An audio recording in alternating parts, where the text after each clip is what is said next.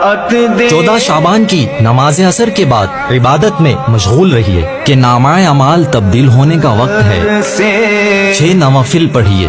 15 شعبان کی مغرب کے فرض و سنت وغیرہ کے بعد 6 رکعت نفل 2 رکعت کر کے اس طرح ادا کیے جائیں کہ پہلے 2 رکعتیں درازی عمر بالخیر، دوسری 2 رکعتیں بلاؤں سے حفاظت اور تیسری 2 رکعتیں صرف اللہ تعالیٰ کا محتاج رہنے اور غیروں کی محتاجی سے بچنے کی نیت سے ادا کریں۔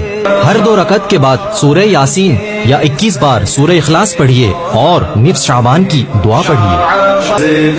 بیری کے پتوں کے ساتھ غسل کیجیے کہ پورے سال جادو سے حفاظت رہتی ہے۔ قبرستان جا کر فاتحہ پڑھیے کہ 15 شعبان کی رات قبرستان جانا مردوں کے لیے سنت ہے۔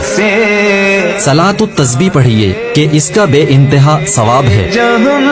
آتش بازی سے بچیے، اس دن کا روزہ رکھیے کہ روحانیت کی پروان کا ذریعہ ہے۔